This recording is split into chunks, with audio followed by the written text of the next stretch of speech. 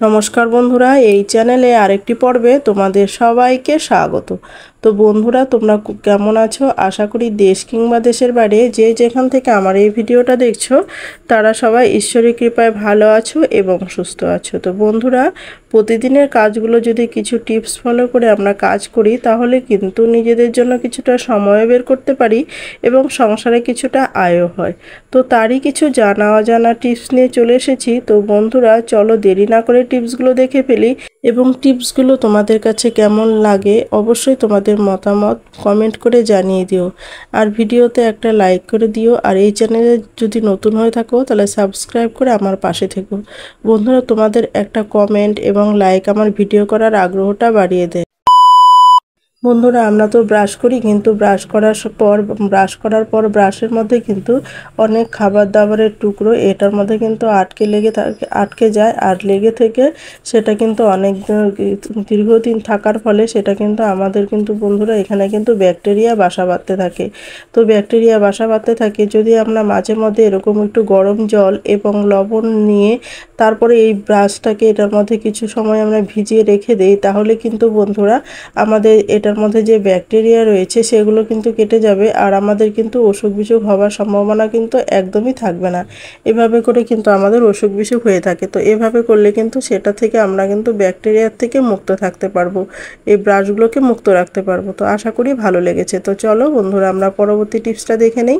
তো বন্ধুরা, আমরা এই বর্ষাকালে সলায় কাঠি কিন্তু জ্বালাতেই পারি না। সলায় কাঠি জ্বালাতে গেলে আমাদের কিন্তু অনেক বারুদগুলো নষ্ট হয়ে যায়, আর সলায় কাঠি ধরতেই চায় না, বারুদগুলো ড্যাম হয়ে যায়, ফলে কিন্তু সলায় কাঠি ধরতে চায় না, অনেক নষ্টও হয়, আমাদের অনেক টাকাও অপচয় হয়। তো বন্ধুরা, একটু টিপস তোমাদের কাছে শেয়ার করছি। তো বন্ধুরা দেখো, এইভাবে করে যদি আমরা ঘরে থাকা পাউডার একটু এই সলাইয়ের মধ্যে যে জায়গাটা আমরা বারুদটা ঘষবো সেই জায়গাটা যদি একটু ঘষে নেই, তাহলে কিন্তু খুব সুন্দরভাবে আমাদের কিন্তু সলায় কাঠিটা আবার ধরে যাবে।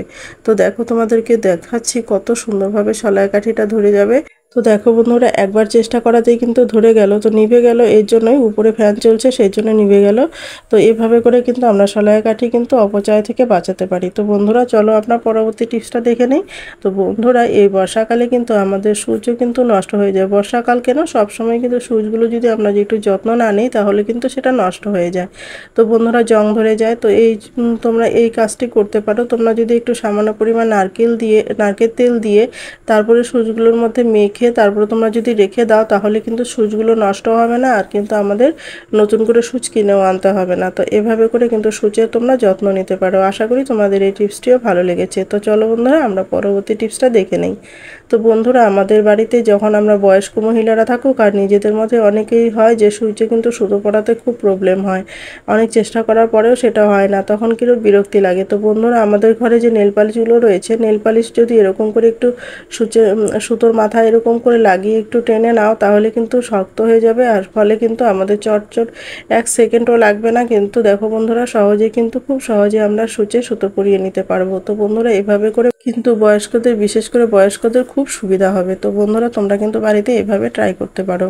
তো চলো বন্ধুরা, আমরা পরবর্তী টিপসটা দেখে নেই। তো বন্ধুরা, দেখতেই পাচ্ছ নেল পালিশটা কিন্তু আমার অনেক পুরনো। এই নেল পালিশটা কিন্তু শুকিয়ে গেছে, যার জন্য ব্যবহার করতে পারি না। তো বন্ধুরা, এই নেল পালিশগুলো আমরা ব্যবহার করে তোমাদেরকে দেখাবো। বন্ধুরা দেখো, এইভাবে করে লাগাচ্ছি কিন্তু লাগছে না, তো একদমই লাগছে না। তো এইভাবে করে চেষ্টা করার পরেও লাগলো না। তো এটা আমরা খুব সহজেই ব্যবহার করব, তোমাদেরকে দেখাবো। এর জন্য কি করতে হবে বন্ধুরা, আমাদের ঘরে সামান্য পরিমাণ জিনিস দিয়েই কিন্তু এটা খুব সুন্দরভাবে ঠিক হয়ে যাবে। তো বন্ধুরা দেখো, আমাদের ঘরে তো স্প্রে আমরা তো ব্যবহার করেই থাকি, বডি স্প্রে ব্যবহার করি, নানা রকম পারফিউম ব্যবহার করে থাকি। সেই পারফিউম যদি এরকম করে যদি আমরা একটুখানি বডি স্প্রে যদি এরকম করে একটু দিয়ে দেই, তাহলে কিন্তু তারপরে যদি আমরা এটাকে হাত দিয়ে একটু ঘষে নেই, খুব সহজেই কিন্তু আমাদের এটা কিন্তু সুন্দরভাবে নতুনের মতো আবারও হয়ে যাবে। খুব সুন্দরভাবে আমরা কিন্তু আবারও ব্যবহার করতে পারবো। তো তোমাদেরকে আমি ভালো করে হাতে লাগিয়েও দেখাচ্ছি, দেখতে পারবে বন্ধুরা খুব সুন্দরভাবে আমরা কিন্তু ব্যবহার করছি। তো দেখতেই পাচ্ছ, এভাবে করে কিন্তু আমরা দেখো আঙুলের মাথার নখের মধ্যে কিন্তু খুব সুন্দরভাবে লেগে গেল। তো আমি তোমাদেরকে উপরেও লাগিয়ে দেখাচ্ছি। তো দেখতেই পাবে বন্ধুরা কত সুন্দরভাবে এটা কিন্তু লেগে যায়। তো দেখতেই পেলে বন্ধুরা, খুব সুন্দরভাবে নেল পালিশটা কিন্তু আমাদের ঠিক হয়ে গেল। তো বন্ধুরা, তোমরা কিন্তু এইভাবে বাড়িতে ট্রাই করতে পারো। অনেক নেল পালিশ ফেলে দেওয়া নেল পালিশও কিন্তু তোমরা এইভাবে ব্যবহার করতে পারো। তো আশা করি তোমাদের ভালো লেগেছে। তো ভালো লাগলে একটা লাইক করে দিও। তো চলো বন্ধুরা, আমরা পরবর্তী টিপসটা দেখে নেই। তো বন্ধুরা, দেখতেই পাচ্ছ এখানে টাকা ছিঁড়ে ছিঁড়ে গেছে, তো এরকম টাকা অনেক টাকা আছে ছিঁড়ে গেছে, সেটা মোম ব্যবহার করলে কিন্তু অনেকে হয় যে টাকা কিন্তু ঘুরত দিয়ে দেয়, টাকা কিন্তু চলে না। তো মোম না দিয়ে আমরা যদি আঠা একটু দেই, কিন্তু আঠা কিভাবে দিব সেটাই তোমাদেরকে দেখাবো। আঠা কিন্তু সেরকমভাবে দিলে সেটা কিন্তু চলবে না, সেটাও কিন্তু টাকা আবার ফেরত দেবে। তো বন্ধুরা হালকা করে একটু নিয়ে আঠা নিয়ে তারপরে যদি এরকম করে হালকা একটু দিয়ে একটার উপরে না আঠা লাগিয়ে হালকা একটু লাগিয়ে তারপর সমানভাবে এইভাবে একটু টেনে নাও, তাহলেই দেখতে পারবে বন্ধুরা টাকাটা কিন্তু খুব সুন্দরভাবে আঠা লেগে যাবে, একটার গায়ে আরেকটা লেগে যাবে, কিন্তু একটার উপরে যে আরেকটা উঠবে সেটা কিন্তু একদমই হবে না। একদম যেরকম টাকা ঠিক সেরকমই হয়ে যাবে। শুধুমাত্র একটু তোমরা হালকা একটু লাগিয়ে তারপরে হাত দিয়ে এরকম করে একটু টেনে নেবে, তাহলেই কিন্তু সুন্দরভাবে আঠা কিন্তু লেগে যাবে। তো দেখতে পাচ্ছ বন্ধুরা একদমই কিন্তু টাকাটা আমার ঠিক হয়ে গেল। তো আশা করি তোমাদের এই টিপসটি অনেক বেশি ভালো লেগেছে। তো আশা করি তোমরা এটাও বাড়িতে ট্রাই করে দেখবে। সেলোটেপ লাগালে বা মোম লাগালে সেটা কিন্তু টাকা ঘুরত দিয়ে দেয়, সেটা কিন্তু টাকা চলে না। তো এইভাবে করে যদি তোমরা হালকা একটু আঠা লাগিয়ে নাও, তাহলে কিন্তু সেই টাকা আর ঘুরত দেবে না। এটা কিন্তু বুঝতেও পারবে না যে এটা তোমার আঠা লাগানো হয়েছে, আর টাকাটাও কিন্তু খুব সুন্দরভাবে ঠিক হয়ে যাবে, এটা কিন্তু বোঝাও যাবে না। তো আশা করি তোমাদের ভালো লেগেছে। তো ভালো লাগলে একটা লাইক করে দিও। তো চলো বন্ধুরা, তাহলে আমরা পরবর্তী টিপসটা দেখে নিই। তো বন্ধুরা আমাদের ঘরে এরকম কিন্তু পেনের ঢাকনা অনেক থাকে, তো সেই ঢাকনাগুলো কিন্তু আমরা ফেলে দিই। তো বন্ধুরা আজকে তোমাদের যে টিপসটি দেখাবো আশা করি তোমাদের খুব উপকারে লাগবে। তো বন্ধুরা এই টিপসে আমরা এই ঢাকনাগুলো এখন থেকে আর ফেলবো না, এই ঢাকনাগুলো দিয়ে কিন্তু আমরা একটি বিশেষ কাজ করে নেব। তো এর জন্য কি করতে হবে, সামান্য একটুখানি আমাদের কিন্তু এখানে ডবল টেপ লাগবে। তো ডবল টেপ দেখতেই পাচ্ছ বন্ধুরা কোথায় লাগাচ্ছি, ডবল টেপটা কিন্তু ঠিক এই জায়গাটাতেই লাগাতে হবে, যে ঢাকনাটার মধ্যে যে হুকের যে জায়গাটা রয়েছে হুকের মতো করে সেই জায়গাটার মধ্যেই কিন্তু লাগাতে হবে। তো লাগিয়ে দেখো কিভাবে লাগালাম সেটাও কিন্তু খেয়াল করো। তো এভাবে করে লাগিয়ে তারপরে যদি তোমরা ওয়ালে লাগিয়ে দাও, তাহলে কিন্তু এই জায়গাটা এই ঢাকনাটার মধ্যে আমরা কিন্তু একটা খুব সুন্দরভাবে কাজ করে নিতে পারবো। সেটা কি বন্ধুরা, আমাদের অনেক সময় হয় ঘরে যে ধূপকাঠি জ্বালানোর পর ধূপকাঠি আমরা কোথায় রাখবো সেটা কিন্তু আমরা সমস্যার মধ্যে পড়ে যাই।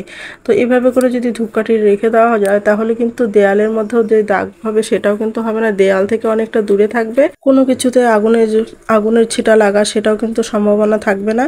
আর এভাবে করে কিন্তু নিচে যদি একটা প্লেট দিয়ে দেওয়া যায়, তাহলে কিন্তু ছাইটা নিচে পড়ে যাবে, আর ছাইটা নিচে যখন সময় হবে তখন আমরা ছাইটাকে নিয়েও ফেলে দিতে পারবো, অগোছালো হবে না। তো এইভাবে করে কিন্তু খুব সহজে আমরা পেনের ঢাকনাগুলোকে ব্যবহার করতে পারি। তো আশা করি এই টিপসটিও ভালো লেগেছে। তো বন্ধুরা চলো আমরা পরবর্তী টিপস দেখে নিই। তো বন্ধুরা দেখো এখানে আমি নিয়ে নিচ্ছি একটি গ্লাস, প্লাস্টিকের গ্লাস। তো প্লাস্টিকের গ্লাস আমরা কী কাজে ব্যবহার করব সেটাই আমরা তোমাদের কাছে শেয়ার করব। তো বন্ধুরা দেখো এরকম প্রত্যেকের ঘরে আশা করি প্লাস্টিকের গ্লাস রয়েছে, আর এবং রয়েছে খাবার সোডা। তো খাবার সোডা আমি এখানে নিয়ে নিচ্ছি 1 চামচ, খাবার সোডা 1 চামচ পরিমাণে এখানে নিয়ে নিতে হবে। তারপরে আমাদের নিয়ে নিতে হবে বন্ধুরা চা পাতাও এখানে 1 চামচ পরিমাণে আমি চা পাতাও নিয়ে নিচ্ছি, বেশি নিচ্ছি না। তো বড় চামচের 1 চামচ নিয়ে নিচ্ছি এখানে চা পাতা। আর চা পাতা আর খাবার সোডা এটা মিশ্রণটাকে ভালো করে একটু একসাথে করে নিচ্ছি। একসাথে করে নিয়ে এটা কিন্তু বন্ধুরা আমরা ঢেকে দেব, ঢেকে দিয়ে তারপরে কিন্তু এখানে একটা গার্ডার লাগিয়ে দিব। তো গার্ডার লাগিয়ে দিব, তো তোমরা এখানে গার্ডার লাগিয়েও দিতে পারো, আবার সুতা দিয়ে বা কোনো রশি দিয়েও আটকে দিতে পারো। তো গার্ডারটা সুবিধা হবে বেশি। তারপরে এখানে আমাদের একটু ফুটো করে নিতে হবে। তো বন্ধুরা দেখতেই পাচ্ছ এখানে সুচ দিয়ে বা সেফটি পিন নিয়ে তোমাদের যেভাবে সুবিধা হয় সেভাবে তোমরা এইভাবে করে ফুটো করে নেবে।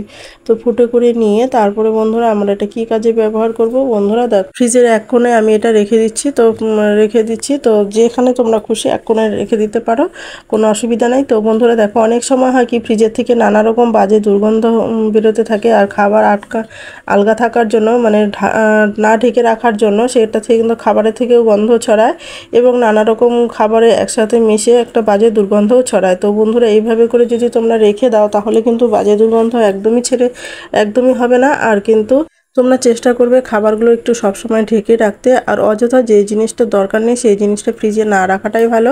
তো এতে কি হয়, ইলেকট্রিক বিল কিন্তু অনেকটাই বেশি আসে, আর খাবার যদি আলগা রেখে দাও সেটাও কিন্তু ইলেকট্রিক বিল অনেক বেশি আসে। আর যদি বাজে এরকম দুর্গন্ধ ছড়ায় সেটা পরিষ্কার করতে গেলেও কিন্তু বন্ধুরা আমাদের কিন্তু অনেকটা ইলেকট্রিক বিল বেশি আসে। তো বন্ধুরা এভাবে করে তোমরা যদি রেখে দাও, আর যদি একটু জিনিসপত্র রাখার সময় যদি একটু খেয়াল করে রাখো, তাহলে কিন্তু বন্ধুরা আমাদের ইলেকট্রিক বিল অনেকটাই কম আসবে। আশা করি এই টিপসগুলো ভালো লেগেছে। তো ভালো লাগলে লাইক কমেন্ট শেয়ার করে দিও। আর এই ভিডিওতে যদি কেউ নতুন হয়ে থাকো তাহলে সাবস্ক্রাইব করে আমার পাশে থেকো এরকম নিত্য নতুন ভিডিও পাওয়ার জন্য। তো বন্ধুরা তোমরা সবাই ভালো থেকো সুস্থ থেকো এই কামনাই করি ঈশ্বরের কাছে। আজ এই পর্যন্ত, দেখা হবে নেক্সট ভিডিওতে। কেমন?